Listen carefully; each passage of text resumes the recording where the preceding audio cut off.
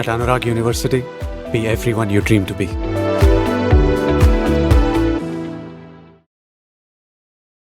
Welcome to I dream. నా పేరు Lumbini. USA visa scam exposed అని చెప్పేసి ఒక యూట్యూబర్ యుఎస్ లో వీడియో రిలీజ్ చేసింది. తనే సారా గొంజాలిస్ అన్నమాట.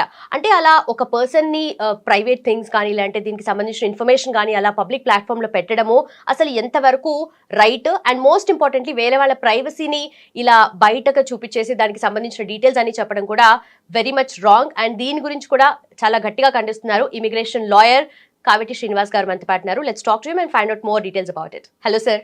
హలో.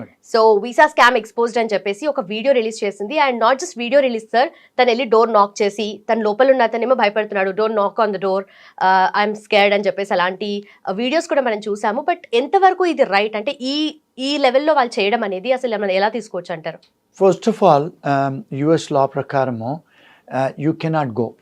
అంటే ఫర్ ఎగ్జాంపుల్ మీకు పర్మిషన్ లేకుండా ఎవరైనా ప్రాపర్టీకి వెళ్తే దాన్ని క్రిమినల్ ట్రెస్పాస్ అంటారు, అది నేరం.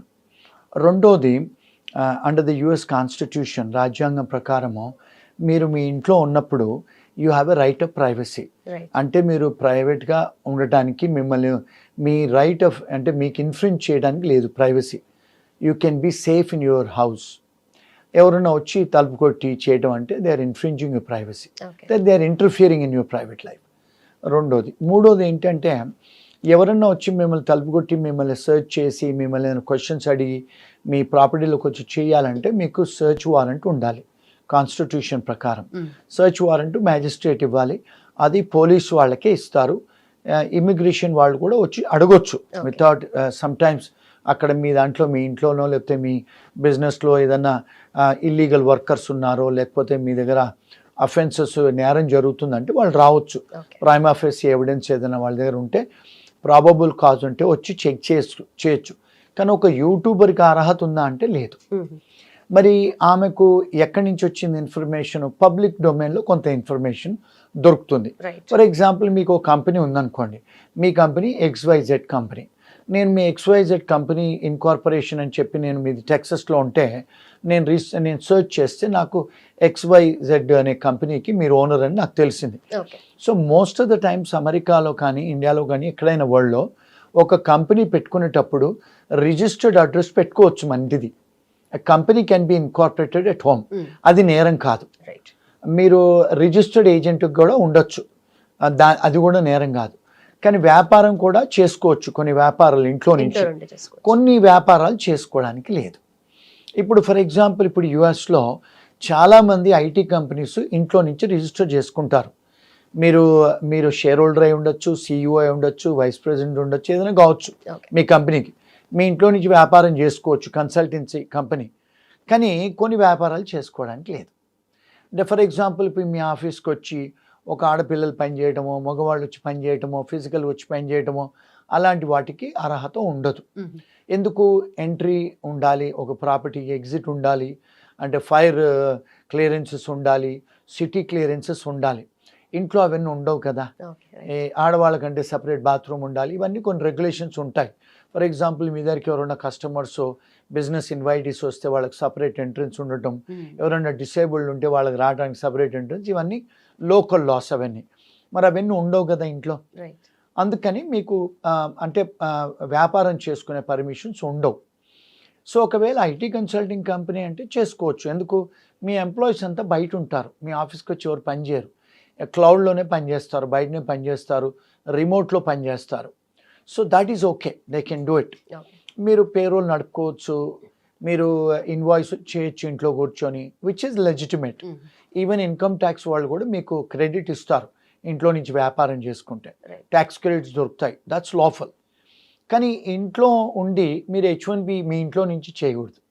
H1B వర్కర్స్ అంటే నాన్ ఇమిగ్రెంట్ వర్కర్స్, దానికి బిజినెస్ ప్లేస్ ఏదైనా ఉండాలి బయట, అంటే ఒక బిజినెస్ ప్రెమైసెస్ ఉండాలి. సో ఇప్పుడు ఈ సారా గొంజాలిస్ ఏం చేసింది, పబ్లిక్ డొమైన్లో కొంత ఇన్ఫర్మేషన్ దొరుకుతుంది మీకు. ఆ ఇన్ఫర్మేషన్ తీసుకొని ఏం చేసింది, క్రిమినల్ ట్రెస్పాస్ చేసింది. ఆ ప్రాపర్టీకి వెళ్ళేసి కెమెరాలు పట్టుకొని వెళ్ళేసి తలుపు కొట్టి మీరు ఎంతమంది ఉన్నారు ఏంటి అనేదాన్ని she is influence the privacy of that individual, ఆ ఇంటి ఓనర్. మూడోది ఏం చేసింది, బయటకు వచ్చేసి పక్కింటి వాళ్ళని అడిగింది, ఎదురింటి వాళ్ళని అడిగింది, అడిగేసి ఆయన ఫోన్ చేసి పోలీసు వాళ్ళకి ఫోన్ చేస్తే వెళ్ళిపోయింది ఆమె. పబ్లిక్ డొమైన్లో ఉంది కదా ఇన్ఫర్మేషను. ఏం చేసింది, ఆ ఇంట్లో 27 మందికి స్పాన్సర్ చేశాడు, H1Bలు స్కామ్ చేశాడు, ఫ్రాడ్ చేశాడని అంది. మరి ఆమె దగ్గర ఏం ఎవిడెన్సెస్ ఉన్నాయని చెప్పి చేసింది. ఇవన్నీ కూడా నేరపూరితమే ఆమె చేసినవి. రైట్. ఆన్ దట్ నోట్, ఒకవేళ పర్టికులర్ గా దానికి సంబంధించిన ఇన్ఫర్మేషన్ ఉన్నా కూడా తనకు ఆ రైట్ లేదు కదా వెళ్ళి చేయడానికి. ఎస్, ఎందుకంటే she's a private individual, she's a YouTuber. ఆమె లా ఎన్ఫోర్స్మెంట్ ఆమె కాదు, ఇమిగ్రేషన్ ఆఫీసర్ కాదు, ఇన్కమ్ ట్యాక్స్ ఆఫీసర్ కాదు ఆమె, అంటే జస్టిస్ ఆఫ్ డిపార్ట్మెంట్ దేనికి సంబంధించిన ఆఫీసర్ కాదు ఆమె. ఇప్పుడు మీకు లా ఎన్ఫోర్స్మెంట్ వాళ్ళైతే మీకు అర్హత ఉంటుంది ఎప్పుడు when they have a probable cause, అంటే వాళ్ళకి ఇన్ఫర్మేషన్ ఉండాలి.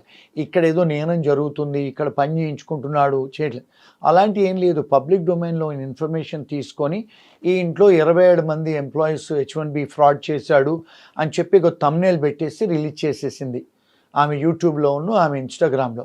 అది చూసేసి అది వైరల్ అయిపోయి ట్రెండింగ్ అయిపోయి ఇప్పుడు ఇండియాలో కూడా ఇండియన్ ఛానల్స్ వాళ్ళు, యూట్యూబ్ ఛానల్ వాళ్ళు, మెయిన్ స్ట్రీమ్ ఛానల్ వాళ్ళు, ఈవెన్ టైమ్స్ ఆఫ్ ఇండియా వాళ్ళు కూడా ఇండియన్స్ అమెరికాలో ఉండి H1B ఫ్రాడ్లు చేస్తున్నారు అని చెప్పేసి పెడుతున్నారు. అంటే దట్ ఈస్ డిఫమేషన్ కదా. మీకు బేసిక్ ఇన్ఫర్మేషన్ ఏం లేదు. మీరు ఒక యూట్యూబ్ ఛానల్లో చూసేసి లేదా మెయిన్ స్ట్రీమ్ న్యూస్ పేపర్లలో చూసేసి మీరు ఎట్లా అక్యూజేషన్ చేస్తారు? అంటే it could be false information కదా. ఏం వెరిఫికేషన్ తీసుకోకుండా చేస్తున్నారు. ఇప్పుడు ఏమైంది పరిస్థితి, ఇప్పుడు వాళ్ళు ఆయన ఇల్లు వదిలేసి వెళ్ళిపోయాడు. ఆయన ఇంట్లో ఉండట్లేదు, ఆయన భార్య పిల్లలు ఇంట్లో ఉండట్లేదు. ఎందుకు? ఏ టైంలో పోలీస్ వాళ్ళు వచ్చి అరెస్ట్ చేస్తారో, ఇమిగ్రేషన్ వాళ్ళు వచ్చి అరెస్ట్ చేస్తారని చెప్పి ఇల్లు వదిలేసి వెళ్ళిపోయాడు. వ్యాపారం కూడా ఆపేశాడు. ఇప్పుడు అలాంటివి చేసినప్పుడు ఏమవుతుందంటే మీకు టార్చర్స్ ఇంటర్ఫిరెన్స్ ఇన్ బిజినెస్ అంటారు. అంటే ఇట్స్ యాక్షనబుల్. అంటే ఆ పర్టిక్యులర్ పర్సన్ ఓనర్కి he has a rights as against that lady in constitution, under the criminal law, under various laws in America. So ఇలాంటి చేయకూడదని నా ఒపీనియన్, పర్సనల్ ఒపీనియన్.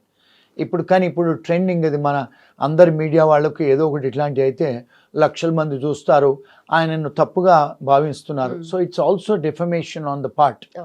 అంటే false information కావచ్చు కదా. మీ దగ్గర ఏముంది ఇన్ఫర్మేషను?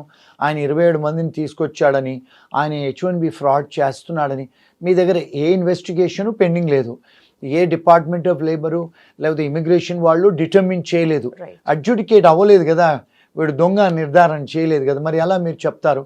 సో డిఫమేషన్ అయిపోయి ఆయనకి ఇమోషనల్ డిస్ట్రెస్ అవుతుంది. ఇప్పుడు ఆయన అది డిఫెండ్ చేసుకోవాలంటే లాయర్స్ ఖర్చు పెట్టాలి. రేపు మళ్ళీ ఇమిగ్రేషన్ వాళ్ళు రావచ్చు, మళ్ళీ డిపార్ట్మెంట్ ఆఫ్ లేబర్ రావచ్చు, ఇన్కమ్ ట్యాక్స్ వాళ్ళు రావచ్చు, మున్సిపల్ వాళ్ళు రావచ్చు, పోలీస్ వాళ్ళు కూడా రావచ్చు.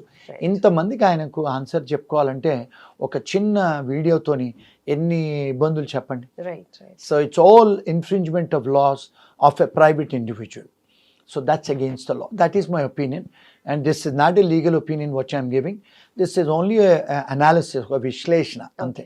One should not take it as a legal advice. Right. So మీరు చెప్పేదంతా కాన్సిక్వెన్సెస్ తను ఫేస్ చేయాల్సి వస్తుంది. ఎవరైతే అక్యూజ్డ్ అని తిను ఏదో చెప్తున్నారో తను ఫేస్ చేయాల్సిన థింగ్స్. అయితే what is the consequences she has to face అనేది, అంటే ద యూట్యూబర్ సారా గొంజాలెస్ అట్లా పెట్టింది కదా.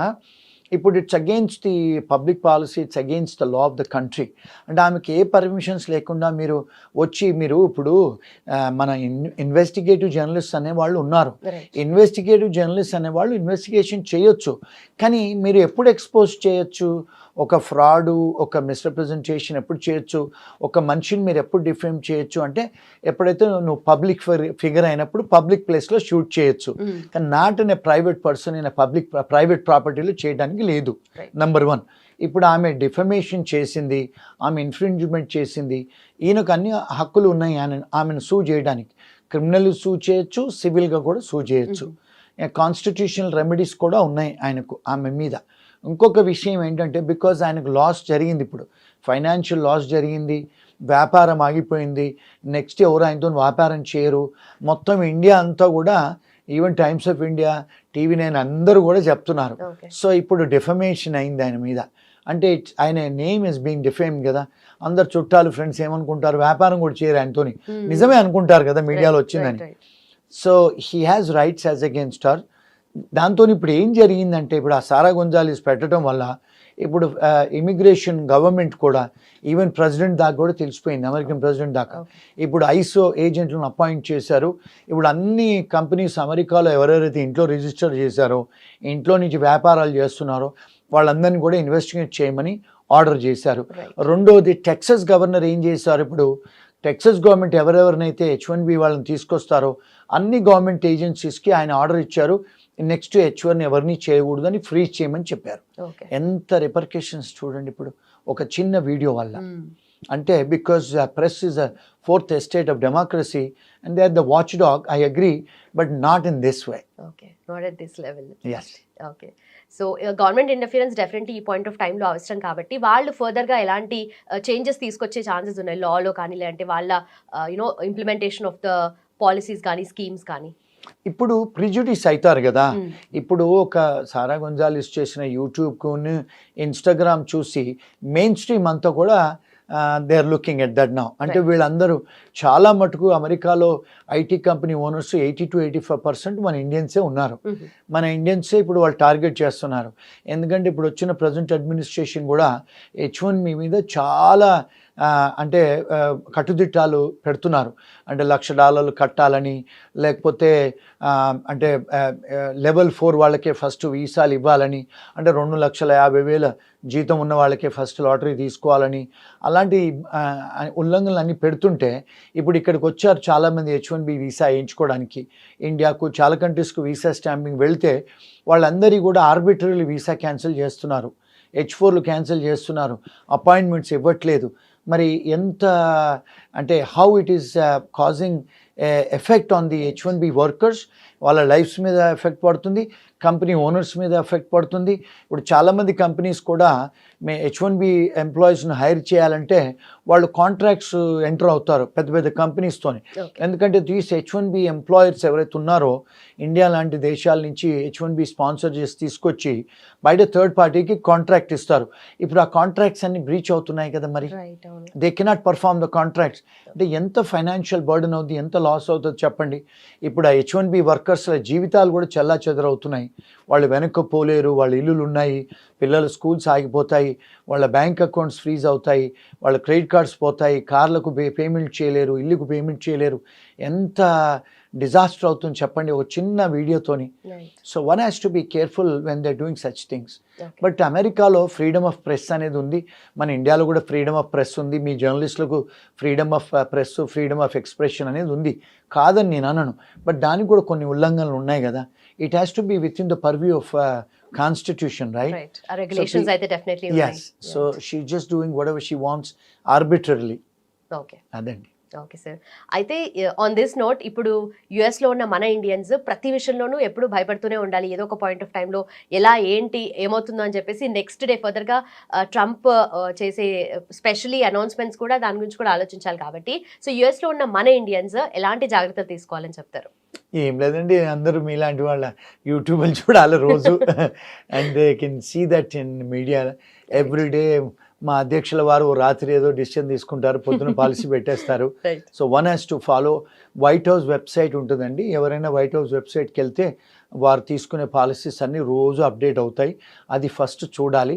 అంటే బయర్ బీ అవేర్ అని మనం ఏదైనా కొనుక్కునేటప్పుడు 10 సార్లు ఆలోచించి చూసి కొనుక్కుంటాం. అలాగే if you're living in America now you have to be aware. నాకు తెలీదు, లాకు అర్థం కాదు, ఇప్పుడు మనం ChatGPTలో తెలుగులో కూడా చూసుకోవచ్చు మనం అన్ని ఇన్ఫర్మేషన్లు. So language is not a criteria now, everybody has a smart phone, they have to be aware. Right, sir. Being aware is the best thing to do. Thank you so much, sir. Thanks for your time. Thank you.